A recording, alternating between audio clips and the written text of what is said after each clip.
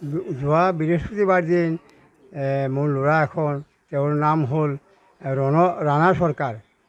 সি কথা অলপ বুজি কম পায়, অলপ কিছুমান বুজে, কিছুমান নুবুজে তেনেকুৱা।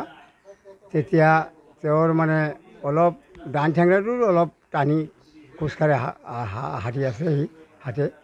তেওঁৰ বয়সটো হ'ল 18 বছৰ 3 মাহ।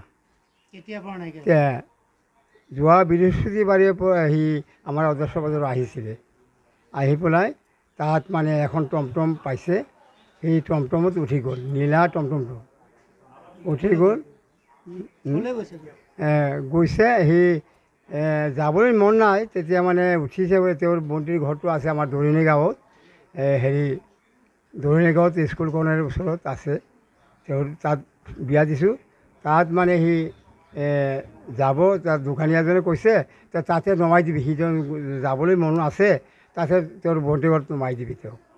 তাৰপিছত ভণ্টিৰ খবৰ লৈছোঁ, যোৱা নাই।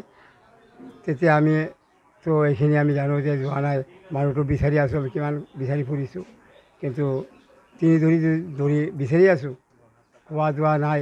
চৰহা চাপাৰমুখ বহুত জেগা ফুৰি আছোঁ, কিন্তু আমি থানাতো জনাইছোঁ। থানাতো আমি এজাহাৰ দিছোঁ যে তেনেকুৱা। মোৰ গাঁৱৰে এটা ল'ৰা, মোৰে ভতিজা, দশমীৰ দিনা এই মেলা চেলা চাই দশমীৰ দিনা আমাৰ বজাৰলৈকে আহিছে। অহাৰ পিছত এটা টমটম ইয়াত পাইছে। টমটম পোৱাৰ পিছত আমাৰ স্থানীয় ল'ৰা এটা কৈছে যে তুই ক'ত যাবি। সি বেঙা মানুহ ক'ব নোৱাৰে, এনে কৈ আছে, ইফালে যাম এনেকুৱা কৈ আছে। তাৰপিছত সি কৈছে যে এইটো ল'ৰা ধৰণীঘাটত বনি ঘৰত আছে, তাত বনি ঘৰত তাত নমাই দিব। কিন্তু নমাইছে নে নমাইছে এইটো আমি ক'ব নোৱাৰোঁ।